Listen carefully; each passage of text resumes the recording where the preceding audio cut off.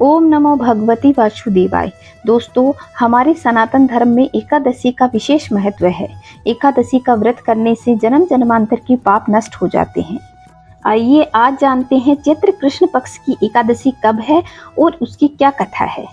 तो चैत्र कृष्ण पक्ष की एकादशी को पाप मोचनी एकादशी कहा जाता है। इस एकादशी का व्रत 5 अप्रैल 2024 को रखा जाएगा। इस उपवास को करने से ब्रह्म हत्या, स्वर्ण चोरी, मद्यपान, भोग विलास आदि भयंकर पाप भी नष्ट हो जाते हैं।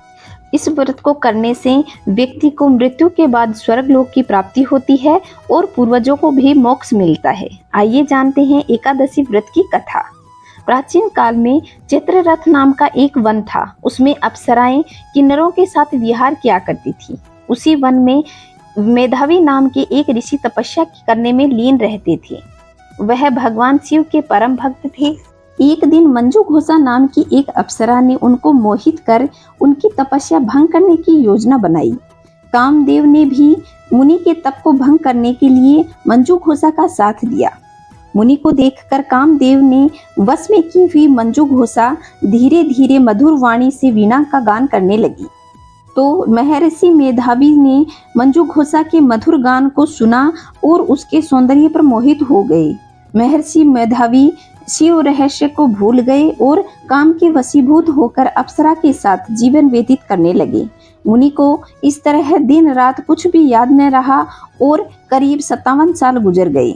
इसके बाद मंजू घोषा ने एक दिन ऋषि से कहा, हे विप्र, अब मुझे स्वर्ग लोक जाने की आज्ञा दीजिए। अब मेरा अधिक दिन यहाँ रहना उचित नहीं है।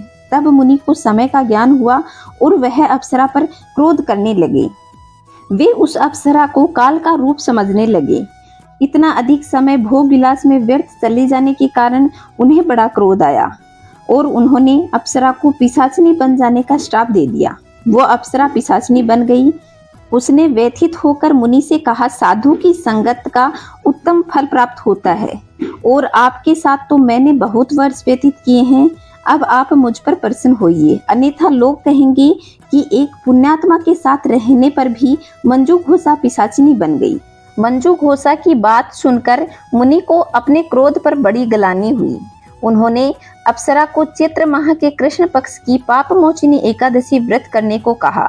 मंजू घोषा ने ऐसा ही किया।